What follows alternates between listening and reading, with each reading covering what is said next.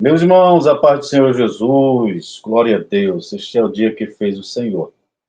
Meus irmãos, estamos aqui para ministrar a primeira aula, né, do módulo Bibliologia, né, para todos os irmãos aí do nosso curso aí em Santo André. As informações dos slides eu já passei para os irmãos, né, os irmãos poderão estar acompanhando também os slides aí, no seu celular, no seu computador, até imprimir, para que os irmãos possam ter um aprendizado melhor, né, mais apurado deste tema que é tão importante e é tão fundamental para as nossas vidas. Né? Hoje nós vamos dar início a esse módulo aí, Bibliologia, né? Em síntese, vamos estar estudando um pouco sobre a Bíblia Sagrada, né? Sobre a historicidade da Bíblia, a origem da Bíblia, a inspiração da Bíblia, né? Formação canônica dos livros sagrados, né? Por que é que nós temos em nossa Bíblia atual 66 livros, né, que compõem o cânon sagrado? Né? Se você não sabe, cânon é vara de medir, né? E foi feita essa medição a partir dos livros do Pentateuco, né? O Pentateuco foi escrito justamente com esse objetivo de mostrar as orientações de Deus, mostrar as orientações do Eterno, para que nós pudéssemos ter acesso, principalmente Israel, naquele momento lá, no início, no começo de todas as coisas. Então, vamos estudar sobre bibliologia. Né? Passar o primeiro slide aí. Bibliologia, essa matéria que é tão fundamental, né, para nós compreendermos um pouco. A título de indicação de livro, nós estaremos indicando aí o livro do Norman Geisler, né, e de William Nix, este livro, Introdução Bíblica, Como a Bíblia Chegou até Nós. Né? O Norman Geisler é um dos maiores apologetas da atualidade. Ele tem diversos livros escritos na área de apologética, né? E um desses livros que ele tem é este livro aí, Introdução Bíblica, Como a Bíblia Chegou até Nós. É um livro extremamente acadêmico, né? Um livro fundamental aí para que nós possamos compreender um pouco sobre a Bíblia, canonicidade, inspiração, tanto plenária quanto verbal, das Escrituras Sagradas. Portanto, nós precisamos ler para conhecer mais e mais as Escrituras Sagradas. Nosso sumário das nossas aulas, a partir deste módulo, nós estaremos estudando, em primeiro plano, as visões equivocadas sobre a Bíblia, né?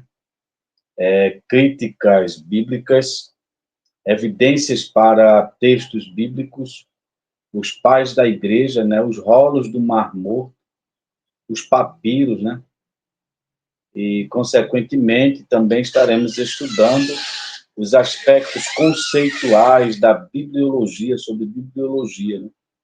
Definição, conceito, terminologias, aplicações da Bíblia, né, aplicados à Bíblia, a Bíblia e seu formato inicial, a origem sobrenatural da Bíblia, curiosidades sobre a Bíblia e o livro de Deus. Né? Nós entendemos que a Bíblia, a título de introdução, a disciplina de bibliologia, é a doutrina que estuda a Bíblia em seus aspectos e observações gerais. Né? Seu estudo contempla a leitura, o estudo, a forma, como está estruturada, suas principais divisões, como pode ser classificada, quais as características que somente a Bíblia possui, distinguindo-a, né, como única do gênero, o estudo do seu contexto, seu tema central, suas traduções e sua preservação, e a preservação de seu texto, sua historicidade, cronologia, né, sua composição e autoridade, fruto de sua natureza divina, sua autenticidade como palavra de Deus, sua integralidade, inerrância, infalibilidade e sua veracidade. Ou seja, a Bíblia Sagrada é um livro totalmente diferenciado de qualquer livro que exista no mundo, né? A Bíblia, nós entendemos que é o livro mais lido, mais vendido no mundo. Foi o primeiro livro a ser impresso na tipografia atual que nós temos na Gutenberg, né? Que imprimiu a Bíblia, foi o primeiro exemplar que foi impresso, foi as Escrituras Sagradas. Como já pode se observar, né, estamos diante de uma matéria bastante ampla, né, não sendo possível, de certa forma, aprofundarmos em alguns aspectos principais nos campos da geografia e história bíblica, que são seções estudadas separadamente. Sendo assim, nosso foco se fixará em apresentar os principais assuntos abordados dentro desta importante disciplina teológica, né? A verdadeira teologia é extraída da Bíblia, né? Portanto, no âmbito teológico, a bibliologia está agrupada dentro da teologia sistemática e da teologia bíblica. Sobre a estrutura básica da teologia sistemática, o teólogo e filósofo Norman Geisler, que é o referido livro citado, né, que citamos como fonte bibliográfica, Norman Geisler, considerado um dos maiores inerrantistas bíblicos, nos apresenta a seguinte estrutura. A teologia sistemática é geralmente dividida nas seguintes categorias. Primeira, prolegômenos, né? São os escritos iniciais. Depois vem bibliologia, teologia própria ou estudo de Deus. Em quarto lugar, antropologia. Em quinto, hamartiologia, que é a doutrina do pecado. Antropologia, vocês sabem que é a doutrina dos homens, né? Do homem. Soteriologia, a doutrina da salvação, né? Eclesiologia, também, voltado para o estudo da igreja, estrutura eclesiástica. Oitavo lugar, escatologia, que é a doutrina das últimas coisas. Além disso, o estudo do Espírito Santo, que é uma subdivisão da teologia própria, é denominada de pneumatologia, e os discursos sobre Cristo são chamados de cristologia. Os debates teológicos a respeito dos demônios são designados demonologia, né? Os específicos sobre Satanás recebem o nome de satanologia, né? E o estudo dos anjos são chamados de angelologia ou angeologia. Portanto, está aí uma breve divisão, né, da teologia sistemática, né? Como já falamos em aulas anteriores, a teologia sistemática, ela divide a Bíblia em sistemas, né, de assuntos, né, para que a partir desses assuntos a gente possa estar estudando a Bíblia, compreendendo a Bíblia de forma sistematizada, sem perder nenhuma informação, né? O eminente, em memória, pastor Antônio Gilberto, ele fala, foi muito enfático quando ele diz que a Bíblia é Deus falando ao homem, é Deus falando através do homem, é Deus falando com o homem, é Deus falando a favor do homem, mas é sempre Deus falando. Portanto, a bibliologia é definida como ponto de partida para o estudo sistêmico teológico, né, o sistemático teológico, a compreensão e confissão de fé de que a Bíblia é a revelação de Deus à humanidade. Ela expressa a vontade de Deus, e ignorá-la é ignorar a vontade de Deus. Portanto, nós não podemos descredibilizar as Escrituras Sagradas, porque ela é, de fato, a palavra de Deus. A nossa declaração de fé, publicada pelas Assembleias de Deus, né? Isso foi uma grande vitória para os assembleanos, uma igreja histórica, né? Diz o seguinte em relação às Escrituras Sagradas, né? Cremos, professamos e ensinamos que a Bíblia Sagrada é a palavra de Deus, única revelação escrita de Deus, dada pelo Espírito Santo, escrita para a humanidade, que o Senhor Jesus Cristo chamou-a de Escrituras Sagradas, de a palavra de Deus, que os livros da Bíblia foram produzidos sob inspiração divina, como diz Paulo a Timóteo no capítulo 3, versículo 16, na sua segunda epístola. Toda a Escritura é divinamente inspirada por Deus e útil, né? Então, aqui nós temos a nossa magna declaração de fé, né, sobre as Escrituras Sagradas. Então, nós cremos, professamos e ensinamos que a Bíblia Sagrada é a palavra de Deus. Ela não torna-se e não contém, ela é a palavra de Deus. De Gênesis ao Apocalipse, nós podemos acreditar que este livro aqui que nós utilizamos, que nós pregamos, que nós defendemos, ele de fato é a palavra de Deus. As Escrituras Sagradas são de origem divina, né? Não foram os homens que produziram ela, mas os homens inspirados por Deus, como diz 2 Pedro, capítulo 1, versículo 21, né? Porque a profecia nunca foi produzida por vontade de homem algum, mas os homens santos de Deus falaram inspirados pelo Espírito Santo de Deus. Portanto, os autores foram humanos que escreveram a Bíblia, porém a inspiração, tanto verbal quanto plenária, vieram a partir do Espírito Santo.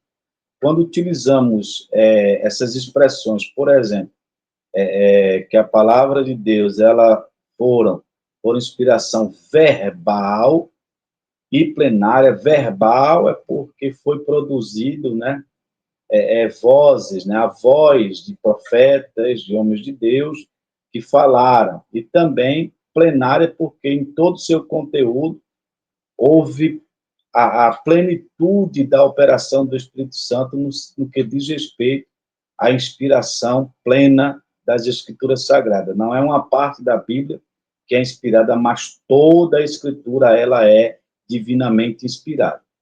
Deus soprou nos escritores sagrados, os quais viveram numa região e numa época da história e cultura, e cuja cultura influenciou a composição do texto, ou na composição do texto. Esses homens foram usados automaticamente, né? Eles foram instrumentos usados por Deus, cada um com a sua própria personalidade e talento. Portanto, os homens de Deus, eles escreveram a Bíblia inspirados pelo Espírito Santo. E a palavra inspiração, ela vem da palavra grega, né? Theopneustos, né?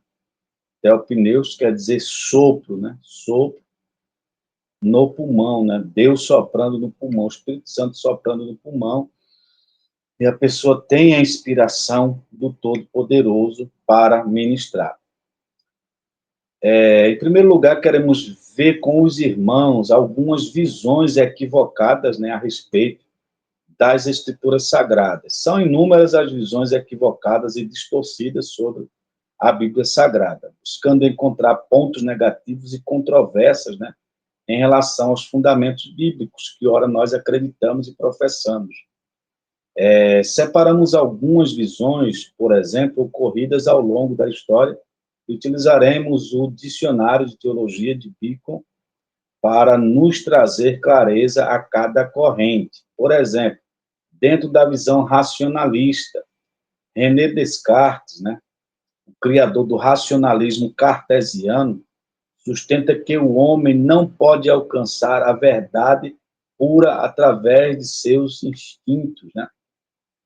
Foi uma corrente filosófica, o racionalismo foi uma corrente filosófica desenvolvida no período da modernidade com o objetivo de teorizar o modo de conhecer o ser humano.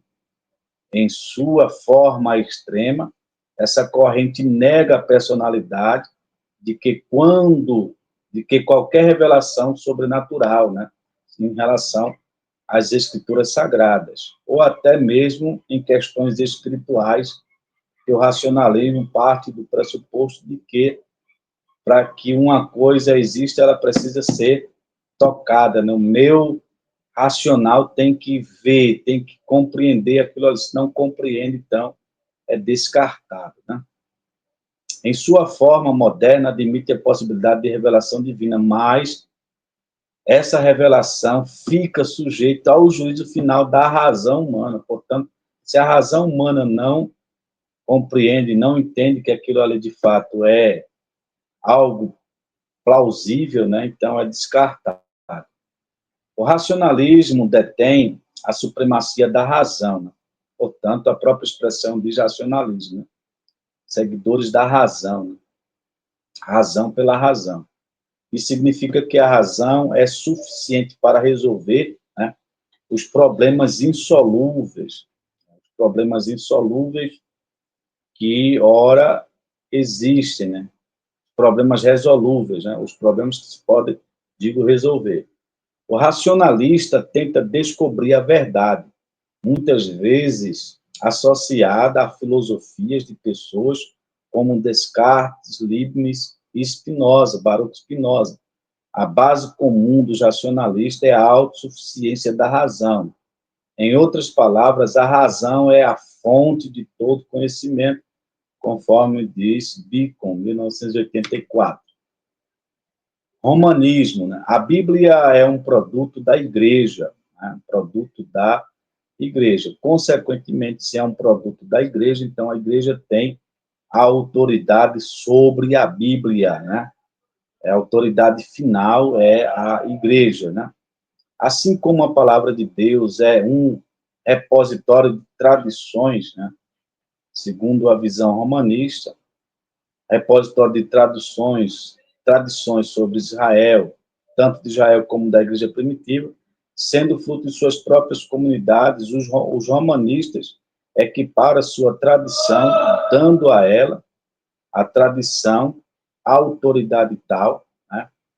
Autoridade tal qual, quando há concordância e até em cima, né, do caso contrário. A partir dela se estabelece seus dogmas. O catolicismo romano ensina que, para além de 66 livros da Bíblia, considerados canônicos pelo protestantismo, em geral, há 14 livros apócrifos intertestamentários que foram aceitos no cânone do Concílio de Trento, após a morte de Lutero.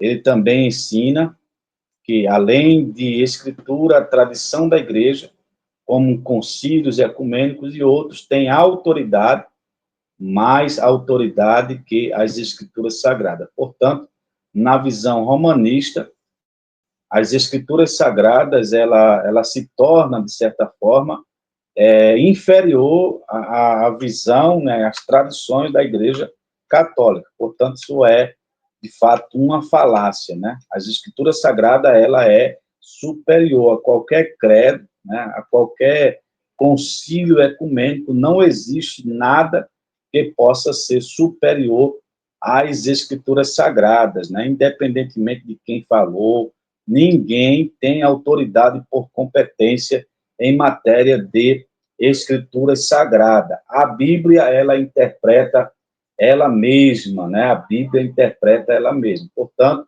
a autoridade inicial é dela e a autoridade final é dela mesma, porque ela é a palavra de Deus em ação, é a palavra de Deus que normatiza, é a palavra de Deus que dá as diretrizes para o comportamento humano.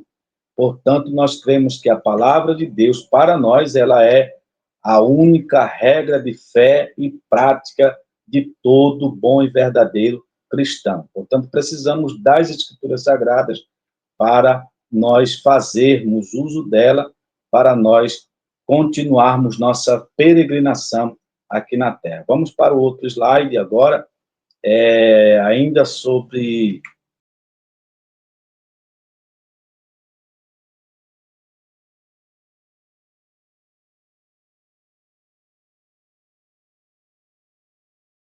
com a mesma autoridade que a Bíblia Sagrada, né? Essas tais experiências produzem fenômenos, né, religiosos que são tratados como um contato aberto com o transcendente, de maneira a construir um conjunto de crenças valorizadas por grupos como um contato com o sobrenatural. Portanto, dentro da visão mística, né, do misticismo, as experiências espirituais ou empíricas, elas traduzem verdades absolutas, né? Ou seja, mais vale as suas experiências pessoais, né, do que o que a própria palavra de Deus diz, ou seja, eles eliminam as escrituras sagradas em detrimento de suas próprias experiências místicas, né, com o sobrenatural.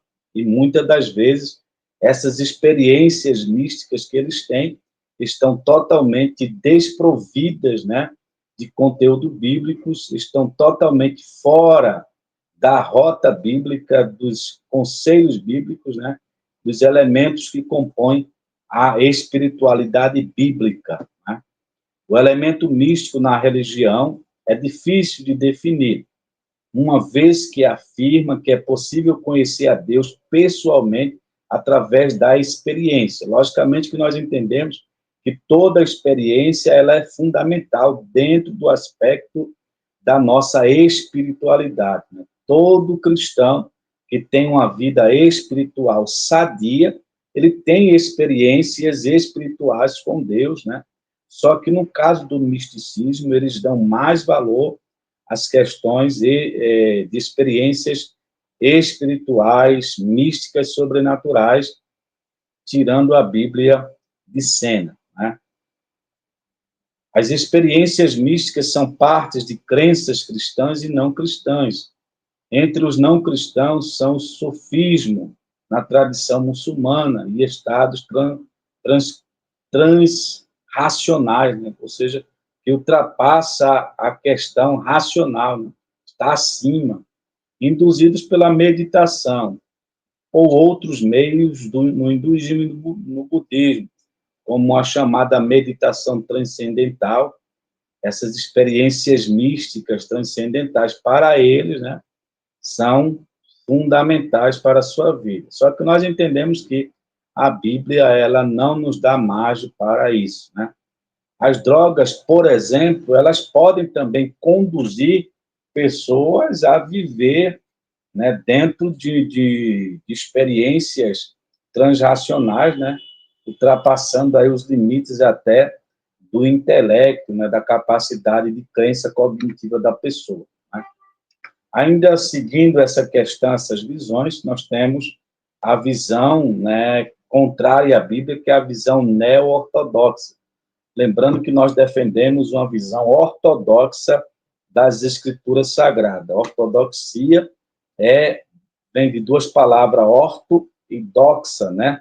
Orto é correta, e doxa é doutrina, né? Doutrina correta. Portanto, dentro da visão neo-ortodoxa, a Bíblia é uma testemunha falível.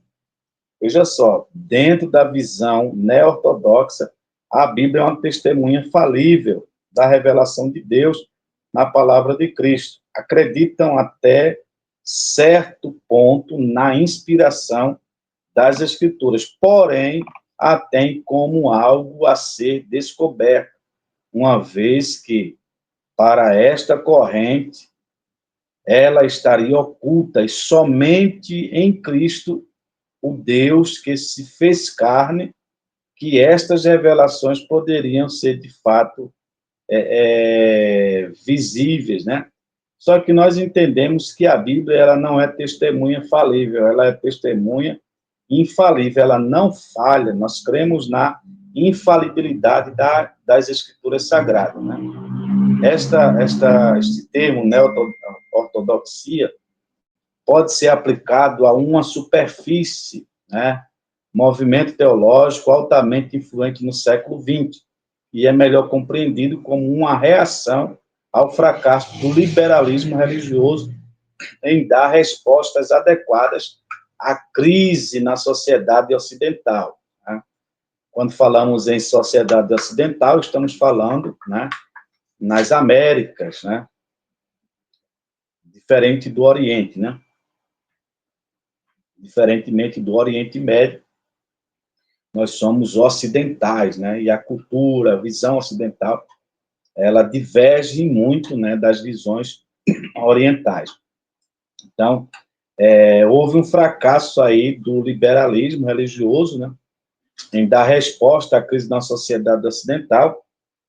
Então, nesse afã aí de dar resposta do início do século, a Bíblia é o testemunho da palavra de Deus, mas não é a palavra do próprio Deus, segundo essa visão. Isso significa dizer que a Bíblia é mais do que uma literatura religiosa valiosa. É inspirada, mas sua inspiração é escondida nas palavras do homem. Portanto, é historicamente condicionada, e ela contém a palavra de Deus, ela não é, de fato, a palavra de Deus. O que dizem as seitas, né, a respeito, por exemplo, das Escrituras Sagradas? Desde o início da humanidade, ainda com os nossos primeiros pais, Adão e Eva, se observa a ação do diabo em distorcer a palavra de Deus, conforme Gênesis 3, 4 e 5, né, naquele diálogo que a serpente trava com a mulher, informando que não é assim que está escrito, né? Assim sendo, as seitas se ocupam desse mesmo expediente, né? Embora utilizem a Bíblia como fonte de seus ensinamentos heterodoxos, também contam com escritos de seus líderes ou fundadores, né, aos quais dão maior valor. Ou seja, para as seitas, tem mais valor os seus líderes, né, seus líderes espirituais, do que as próprias escrituras sagradas, né? É interessante observar que a existência de centenas de grupos heterodoxos, né, e seitas religiosas, todos alegando que a Bíblia é também a sua revelação, e a sua revelação se constitui em forte testemunho de que até mesmo os ensinos da revelação sobrenatural não estão imunes às distorções ou às mutilações, né? Ou seja, as seitas, elas mutilam o texto sagrado, né? O texto canônico, usando as operações matemáticas, dividindo, subtraindo, né? Multiplicando onde não se é para multiplicar. Isso é fato, né? As seitas, elas distorcem as escrituras sagradas, né? Ainda sobre as seitas, Norman Geisler, ele diz assim: na verdade, as perversões dos ensinos da lei humana, ou das leis humanas, não é maior do que as perversões dos ensinos da revelação sobrenatural entre diversas seitas. Um exame minucioso de ambas as áreas indica que, apesar da clareza das suas revelações, os seres humanos depravados descobriram uma forma de se desviar, escapar de Deus, né, por conta dos seus próprios pecados. Portanto, os ensinos da palavra de Deus não apresentam mais imunidade às contorções horripilantes do que a realidade do mundo criado por Deus, né? Novas hermenêuticas são novas formas de interpretação das escrituras que buscam trazer uma ressignificação do texto bíblico à luz da compreensão moderna. E desta forma acabam por relativizar o sentido e o significado absoluto do texto sagrado. Entre os principais defensores dessas novas hermenêuticas encontram-se Schleiermacher, Dilthey e Heidegger, tendo também os mais recentes, Bultmann, Fuchs e Ebeling. Esses aí já trabalham dentro de uma visão mais, vamos dizer assim, neo-ortodoxa, né? A nova hermenêutica se concentra especialmente na reinterpretação de textos antigos, no caso, as escrituras sagradas, né? Nossa fonte de fé e prática, nossa regra para a proclamação contemporânea, ou seja, eles pegam o texto sagrado e fazem uma espécie de uma atualização no texto, ressignificando algumas passagens do texto bíblico, que compromete, em síntese, a literalidade das Escrituras, né? Compromete o texto, o contexto das Escrituras Sagradas, fere a inerrância da Bíblia, fere também a infalibilidade da Bíblia, quando esses marabalismos, né, interpretativos, eles entram em cena, né? Então, para fazer isso, eles tentam transferir o significado do passado para o presente, a realidade, e enfatiza a inter-relação entre linguagem, fé, história e compreensão. 3 casos são discutidos. Primeiro, a credibilidade da Bíblia para a era moderna. Segundo, a natureza normativa do passado, né, para o presente. E, terceiro, a validade do conhecimento histórico. Primeiro, a credibilidade da Bíblia para a era moderna. Segundo, a natureza normativa do passado para o presente. E terceiro, a validade do conhecimento histórico. Portanto, eles descredibilizam a Bíblia para dar vazão às suas falsas interpretações, o que isso é muito prejudicial. Simplismo teológico, simplicismo teológico. Vamos inicialmente consultar 2 dicionários, né, de nossa língua portuguesa, buscando o conceito da palavra simplismo. Definição de simplismo no DPLP, Dicionário Liberando da Língua Portuguesa, online. É um vício de raciocínio que consiste em desprezar elementos necessários à solução. E também significa emprego de meios simples, ou seja, quando você vai tratar as questões de ordem bíblica, a Bíblia não é tão simples quando se trata de elucidação, quando se trata de interpretação. É preciso usar os meios corretos, como exegese, hermenêutica. É preciso ultrapassar as barreiras, né, os abismos colossais na tradução da Bíblia, como, por exemplo, o abismo teológico, o abismo linguístico, o abismo cultural, o abismo cronológico, né? Estamos muito distantes do texto, o abismo social. Ou seja, não é tão simples, nós não podemos analisar a Bíblia de forma simplista, né? De forma simplista, precisamos aprofundar o nosso conhecimento em relação e em matéria de escrituras sagradas, né? Definição de simplismo no DMLP, Dicionário Michaelis da Língua Portuguesa. Tendência ou prática de considerar um único aspecto de uma questão. Simplificação exagerada. Uso de meios excessivamente simples, né?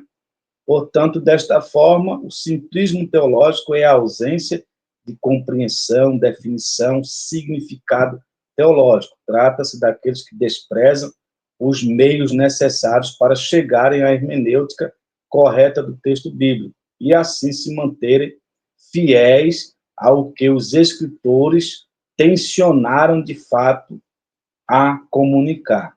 Essa visão simplicista ou simplista, ela é muito prejudicial, né? É como um preguiçoso que não gosta de trabalhar, mas quer ter tudo pronto. E para ter tudo pronto, ele usa os meios mais simples para que o seu alimento chegue até a sua porta, né? Aqui vemos as críticas bíblicas, né? Existem 2 tipos de crítica bíblica enquadrados no tópico de introdução bíblica. O primeiro tem sido geralmente chamado de alta crítica, ou chamada crítica histórica, ligada ao exame de vários livros da Bíblia, do ponto de vista de sua história, idade, autoria e autenticidade canônica, né? Autenticidade canônica. Traça sua origem, preservação e integridade, mostrando seu conteúdo, caráter geral e valor. Algumas vezes a expressão alta crítica tem sido considerada extremamente prejudicial, né? Isto acontece quando o erudito perde à vista a inspiração da palavra e a substitui por uma atitude de ceticismo e incredulidade. Isso compromete a elucidação, compromete a a verdadeira interpretação bíblica. Portanto, precisamos ter esse devido olhar crítico. O segundo tipo de crítica é a crítica menor, ou crítica baixa, né? Tem como objetivo verificar as palavras exatas dos textos originais da Bíblia. Seu método é reunir e comparar os manuscritos, versões e citações antigas da Escritura Sagrada, né? E determinar a sua leitura correta de cada passagem que suscita dúvidas. Crítica bíblica, em geral, é o estudo acadêmico da Bíblia e não inclui necessariamente a conotação negativa da crítica, né? Geralmente a gente tem receio, né, dessa palavra crítica bíblica, ou seja, está criticando a Bíblia não. É crítica no aspecto de fazer a avaliação correta, né, das interpretações, ou seja, existem interpretações de A, de B, mas vamos comparar com os originais, né, com os manuscritos originais, para ver se é assim mesmo que está escrito, ou se foi isso que foi escrito, né? A crítica de baixo tem a ver com as leituras textuais e tenta recuperar o original tanto quanto possível, comparando cuidadosamente as cópias e versões dos manuscritos. O auto-revisão aborda questões de autoria, integridade e assuntos bíblicos confiáveis, conforme Bacon, né? Então, é preciso que a gente estude a Bíblia, né? Leia bons materiais para que a gente possa ter uma compreensão geral das Escrituras Sagradas. Se a gente não fizer isso, nós vamos cometer vários erros de exegese. O que é a exegese? É diferente de exegese. Exegese você extrai de dentro do texto a informação que está aqui dentro, né? Você vai no texto, extrai do texto. Já a exegese, você coloca dentro do texto o quê? O que você acha, o seu achismo, o seu pensamento. Isso é muito prejudicial. Precisamos ter esse devido cuidado com as escrituras sagradas, né? 1.2, credenciais históricas da Bíblia. A Bíblia é o livro de maior credibilidade da história e, portanto, requer um esforço, né, e cuidado maior por parte daqueles que buscam compreender sua verdade. Existem 3 razões que fundamentais, né, sobre a sua credibilidade, sendo elas seus manuscritos, sua tradução e sua influência histórica. Não há outra literatura que se possa comparar à Bíblia Sagrada. Ela, inigualavelmente, sendo o livro dos livros, é o livro, texto mais lido, mais comentado, mais difundido, mais aceito, né? Que tem uma maior quantidade de pessoas que dão credibilidade aos seus manuscritos, às suas traduções e à sua influência. Credenciais históricas ainda, embora não existam manuscritos originais das Escrituras, providencialmente, recuperam mais de 500 peças ou antigas cópias manuscritas inteiras ao redor do Novo Testamento. A mais antiga é do século II depois de Cristo. O milagre da preservação pode ter sido pode ser visto que para um velho clássico de 10 ou 15, né? Então, já é considerado um bom número, né? A primeira tradução das Escrituras Sagradas que se tem notícia é a versão, como eu falei para vocês, da Septuaginta, né? O Septuaginta portuguesano. Ela foi realizada em 2 ou mais séculos antes de Cristo. Desde então, a Bíblia foi traduzida para quase todas as línguas do tempo presente, né? 2.158 traduções até 1993, dos quais 273 são traduções da Bíblia inteira. Louvado seja Deus. E este ano, né, de 2024, a Sociedade Bíblica do Brasil, ela fez um culto, né, de agradecimento em ações de graça para comemorar 200 milhões de Bíblias, né? 200 milhões de Bíblia impressa. Está aqui, essa Bíblia aqui é uma edição comemorativa da CPAD, né? Ou da CPAD não, da Sociedade Bíblica do Brasil, né? 200 milhões, né? Foram impressos, e a Sociedade Bíblica do Brasil diz que cada uma dessas aqui é uma semente, então foram 200 milhões de sementes que foram impressas entre Bíblia completa, né? E textos do Novo Testamento e Novos Testamentos. Portanto, nós temos na nossa mão aqui, por exemplo, uma edição comemorativa, alusiva justamente a este texto sagrado, né? Ainda sobre as credenciais históricas, Novo Testamento, 676, né?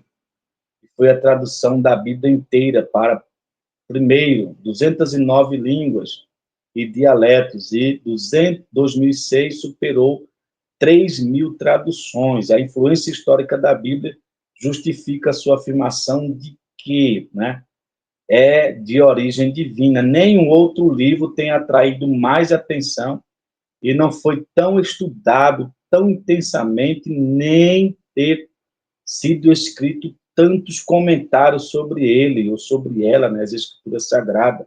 Ou foi assim que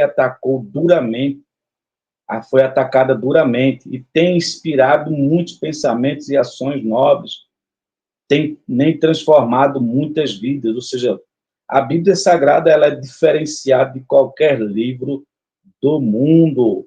A magnitude da influência da Bíblia é incalculável para dizer tudo o que foi feito, ou a Bíblia para o mundo teria de reescrever grande parte da história da civilização moderna. Portanto, a Bíblia ela narra, né, a historicidade do ser humano, de onde nós viemos, quem nós somos, para onde nós vamos, quem é o Salvador, qual é a vida eterna, através de que vem a vida eterna, qual é o destino eterno daqueles que não têm a Cristo como seu Salvador. Está tudo nas Escrituras Sagradas. Ainda sobre as Escrituras Sagradas, nós vemos que os pais da igreja também trataram, né, a respeito desse livro sagrado, né? Os pais da igreja trata-se dos primeiros líderes da igreja. Eles são chamados de pais, palavra que carregava a ideia de mestres ou professores, né? Foram homens de uma envergadura teológica inspiradora, verdadeiros eruditos da palavra de Deus. Deixaram um legado fabuloso, eram cristãos dedicados no ensino e na defesa do cristianismo. Muitos destes servos do Senhor preferiram perder a vida do que negar suas convicções. Defendia ardentemente a fé cristã, né? Citaremos os principais pais apostólicos, né, classificando-os em 3 períodos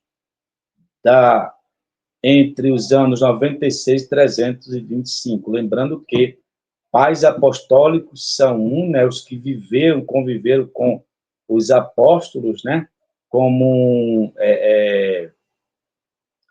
alguns nomes, por exemplo, que andou com João Policarpo, ele era chamado pais apostólicos, né? Ele foi discípulo de João, então, portanto, ele é pai apostólico. Os pais da igreja foram depois da morte de João, né? Aqui a gente vai ver alguns, né? Por exemplo, Clemente de Roma, Hermas, Inácio e Policarpo.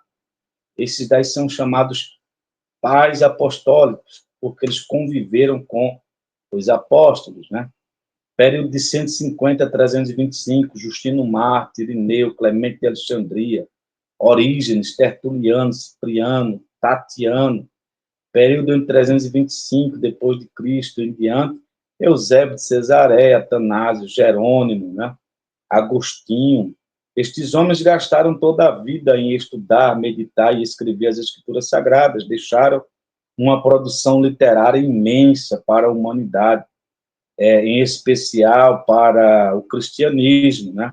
Alguns destes foram contemporâneos dos últimos apóstolos e viveram em um tempo muito próximo ao deles a possibilidade de seus estudos terem sido feitos direto dos autógrafos originais é alta. Portanto, é possível que eles tiveram acesso aos originais, né? Os originais que existiram, não se tem notícia dele. O que nós temos são cópias fiéis dos originais, né? Inclusive, os maçoretas foram os grandes preservadores dos textos originais. Eles preservaram textos originais. Os rolos do Mar Morto, no século passado, uma descoberta despretensiosa agitou os estudiosos na área de arqueologia bíblica. Era março de 1947, quando um jovem pastor de cabras, ao acessar uma caverna que se localizava na proximidade do lado norte do Mar Morto, descobriu aquilo que seria uma das maiores descobertas do século XX, cerca de 350 rolos, denominados de os rolos do Mar Morto, ou os rolos de Qumran, né? Sobre estas descobertas, Gasley e Nix, neste livro que citamos a princípio, no livro de Introdução Bíblica, como a Bíblia chegou até nós, ele traz um comentário bastante pertinente, né, à matéria, né?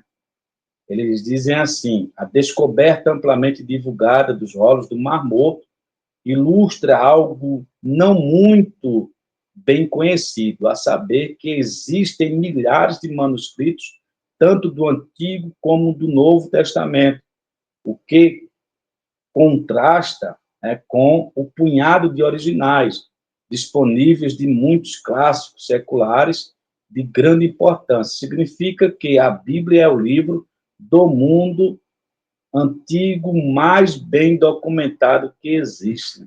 Essa preservação aqui ela é fundamental, né, porque ela diz respeito justamente à preservação do livro sagrado, né?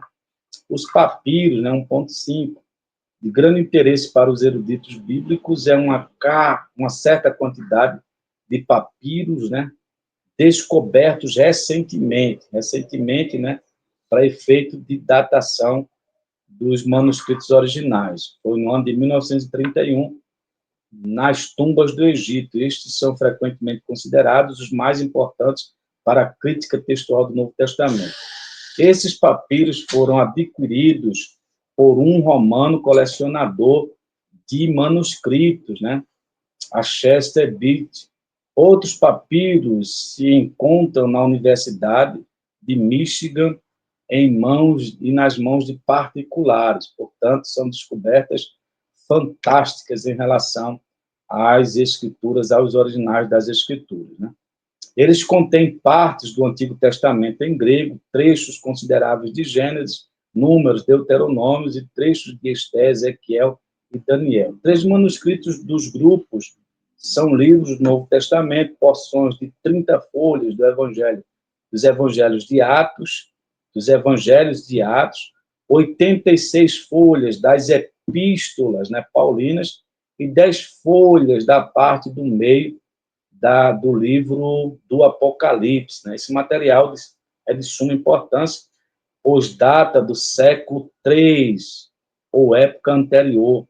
O texto é de tão alta qualidade que se compara aos códices vaticano e sinaítico. Portanto, nós temos aí uma descoberta fantástica, né, que diz respeito justamente a esses escritos, esses manuscritos aí que foram descobertos, que eles se assemelham aos códices sinaítico e ao códice vaticano, que também são peças fundamentais aí para a elucidação, né, e sacramentalização do texto sagrado. Vamos para o próximo slide. Já estamos indo para o desfecho final da nossa aula. Na próxima quinta-feira, não falta ninguém. Nós vamos fazer uma revisão do que falamos hoje em sala, né? E daremos sequência aí para encerrar o ano letivo, retornando no próximo ano, se Deus permitir, no dia 16 de janeiro. Portanto, nós vamos ter um período de recesso escolar. O fragmento de John Highlands é um pequeno pedaço de papiro com apenas 38,96 centímetros por 6,4 centímetros. Embora pequeno, é reconhecido como o manuscrito mais antigo de que qualquer parte do Novo Testamento. Está escrito de ambos os lados e contém uma parte do Evangelho de João, 18, 31, 37 e 38. Né? Em 1956, Victor Martin, professor de filosofia clássica da Universidade de Genebra, publicou um códice de papiro do Evangelho de João, o papiro Bodmer II. Assim sendo, meus irmãos, nós concluímos a nossa aula de hoje, né? Se nós estivéssemos em sala de aula, teríamos a oportunidade de explorar mais ainda, mas tenham todos uma excelente noite, né? Um sono reparador, e nos encontraremos na próxima quinta-feira para dar sequência ao estudo da Bíblia, bibliologia. Fiquem todos com Deus e recebam a paz do Senhor Jesus Cristo.